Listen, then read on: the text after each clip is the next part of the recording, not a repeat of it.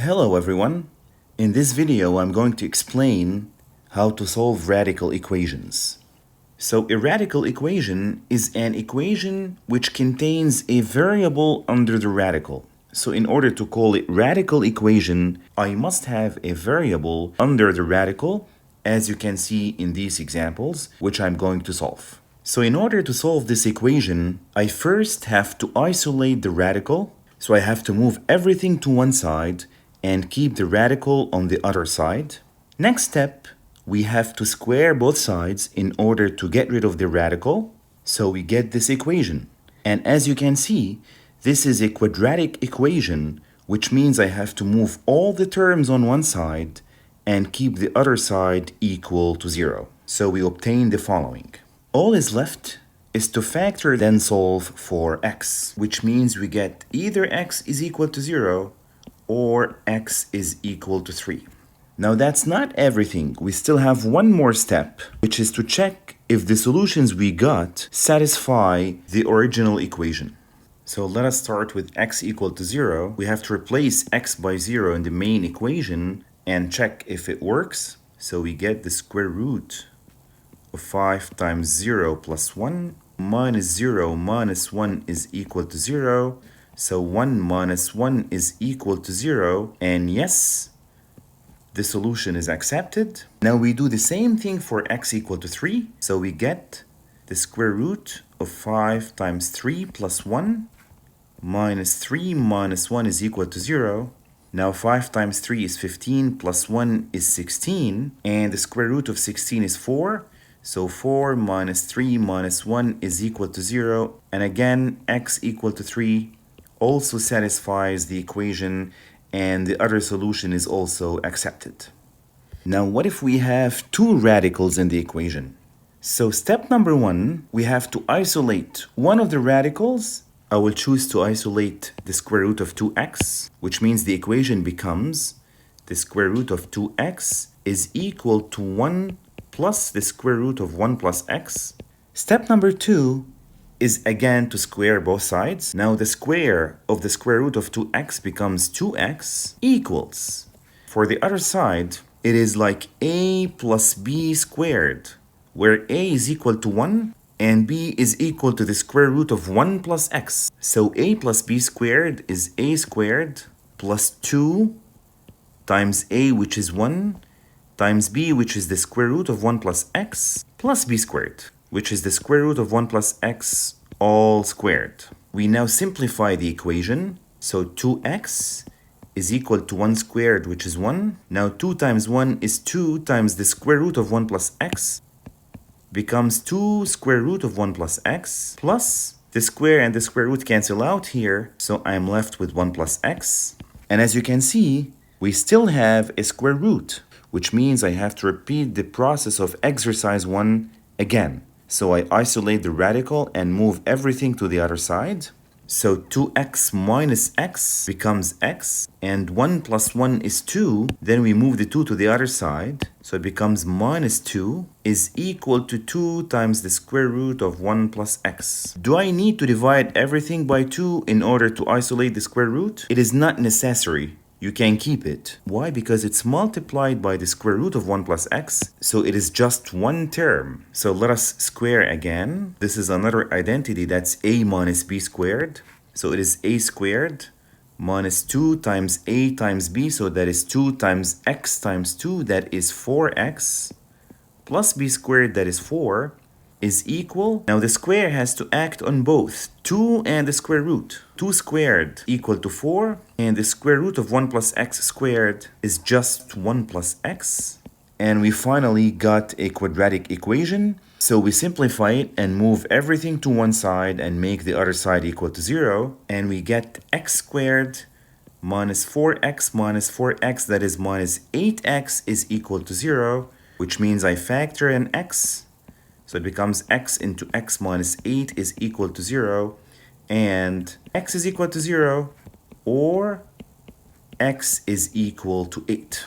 Of course, we always have to check the answers. So we replace each of the values in the main equation to check whether they work or not. Let us start with x equal to 0. So this becomes the square root of 2 times 0 minus the square root of 1 plus 0 is equal to 1. So 2 times 0 is 0. We got negative 1 equals to positive 1, and this is rejected. So x equal to 0 is disregarded. Now let us try x equal to 8. The square root of 2 times 8 minus the square root of 1 plus 8 is equal to 1. 2 times 8 is 16, which means this is 4. Minus 1 plus 8 is 9, which means this is 3, equals to 1. And we get 1 equals to 1, so this is accepted. The only solution for this equation is x equals to 8. Now what if we have something like this? We know that in general, if we have a over b is equal to c over d, we can cross multiply, so it gives us a times d is equal to b times c. And that is exactly what we're going to do here. So this becomes 6 square root of x minus 11 multiplied by the square root of x plus 6 is equal to 3 square root of x into 2 root x plus 1. All we have to do now is just simplify. We distribute. So 6 root x times root x is equal to 6 times 1 is 6. And the square root of x times the square root of x is equal to x. Why? Because the square root of x times the square root of x is equal to the square root of x all squared, which is equal to x. We continue. 6 root x times 6, 36 root x minus 11 times root x is negative 11 root x, and negative 11 times 6 is negative 66.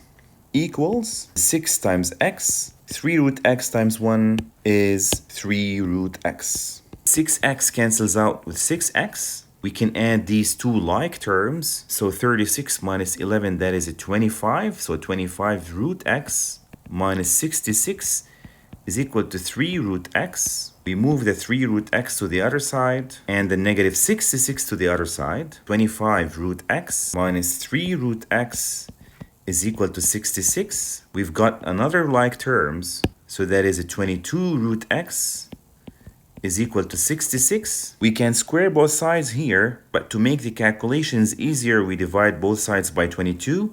We get the square root of x is equal to 3. And again, we square both sides. X is equal to 9. Let us now check our answer. We replace x by 9 in the main equation, so it becomes 6 square root of 9 minus 11 over 3 times the square root of 9. That is equal to 2 times the square root of 9 plus 1 over the root of 9 plus 6. So 6 root 9 is 6 times 3, so that is 18. 18 minus 11, that is 7 over. This is 3 times 3, which is 9. What about the other side? 2 times 3 is 6 plus 1, that is 7 over 3 plus 6 is 9, and our solution is accepted. Let us do one more example where we have a cubic root. Again, we isolate our radical. Now, in order to get rid of the radical here, we have to raise both sides to the power of 3 this time.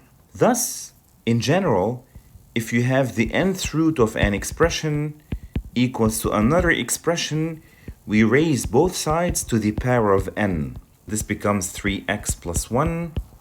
And negative 5 to the power of 3 is negative 125.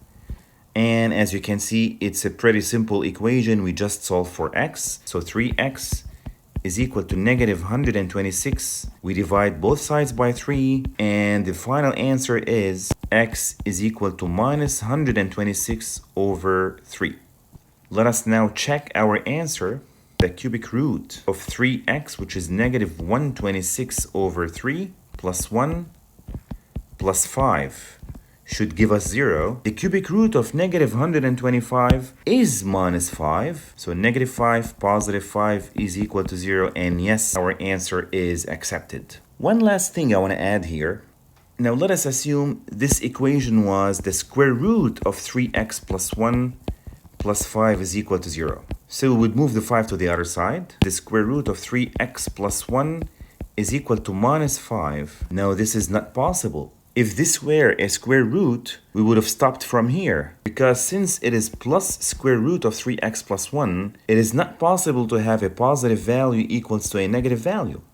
See, in this case, we just stop here and say that this equation has no solution. Why didn't we do that here?